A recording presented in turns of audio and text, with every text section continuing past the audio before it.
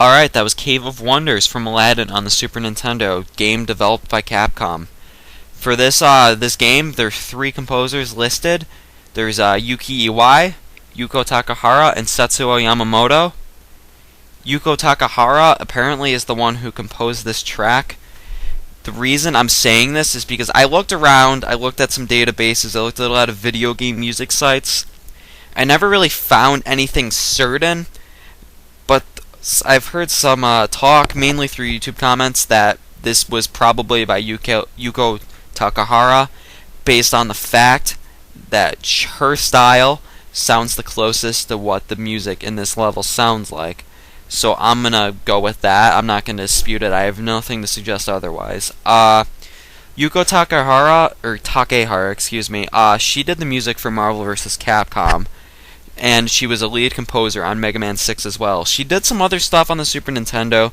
She did some stuff for the Versus series, that being Marvel Superheroes vs. Street Fighter, X-Men Street Fighter, Marvel vs. Capcom. She did some of the music for those games.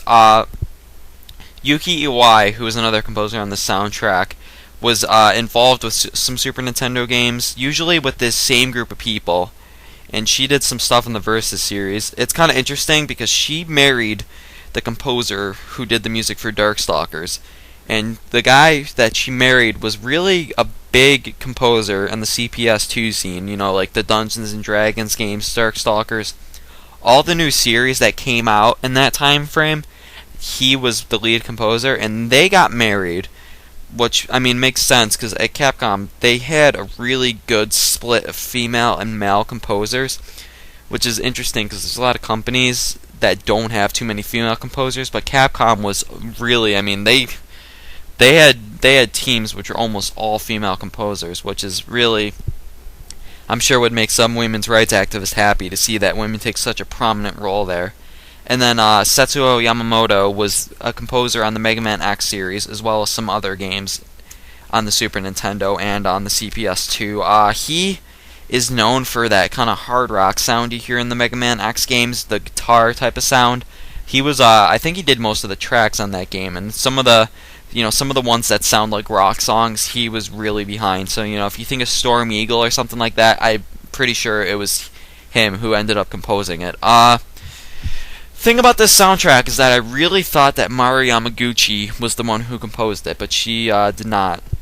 The reason I thought this was because she did the Magical Quest series, which are those games where Mickey Mouse and Donald Duck change into costumes and stuff like that. Those games have a very whimsical, kind of magical sound to them, and I really thought that sound sounded like the sound in this level, because this level has some undercurrent of fear or almost fear of the unknown, but it also has that kind of mystery and magic to it. So I thought that would lend itself well to Mari Yamaguchi's style, but it turned out she didn't do that. Some other games Mari Yamaguchi did were Breath of Fire, which has kind of that same sound, UN Squadron, which is, nothing like that. That's a game about flying planes and war. It's actually kind of weird. It's about war in the Middle East, and it was made in the late 80s, so I guess they have some of that, but my friends and I always kind of laugh when we play that game or watch the anime about how weird it is, how it relates to the current day. And then Super Ghouls and Ghost, she also did the music for, which really sounds a lot like the Aladdin soundtrack at times, so that's what really made me think that she did it. And even if it doesn't always sound like some of the more upbeat songs in Aladdin, it sounds a lot like this. So that really got me thinking it was her until I looked into it and found out it wasn't. And the thing I like about this song is that I mentioned how it's, it sounds magical and mysterious, and there's something, kind of dark and eerie in the background, and it really matches that Cave of Wonders. And as far as I know, this wasn't based on anything in the movie other than the fact that it tries to capture what that environment would be in musical form. So, the thing I like about this was that it reminds me a lot, too, of when Capcom did games with Disney and how great they were.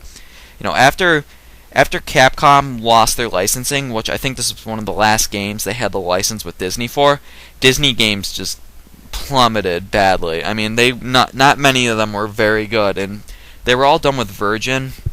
And actually, the Genesis version of this game for Aladdin is not done by Capcom. It's done by Virgin, and a lot of people really like that game, but I could never get into it because I just feel like this one's so much better. It has like it really is more magical and whimsical and all those words I keep overusing, but I mean there's a certain quality that Capcom really puts into their games and really works for me. And the Genesis one is a lot more sword fighting. Which I mean is fine. I don't really have a problem with that. And the music's done by Tommy Tallarico, who I'm not really a huge fan of. If you don't know him, he did the music for Earthworm Jim, and he does Video Games Live now. I went to Video Games Live once, and he talked about this game that he had never heard of that people kept telling him to do the music for. He then said it was Chrono Trigger, which almost made me want to leave. Because if I'm going to a concert that I pay way too much money for about video game music, and the guy there says he's never heard of Chrono Trigger, that's not a good sign. So I mean, I've never been a big Tommy Tallarico guy, and he did the music for the Genesis version of Aladdin, which I never really liked.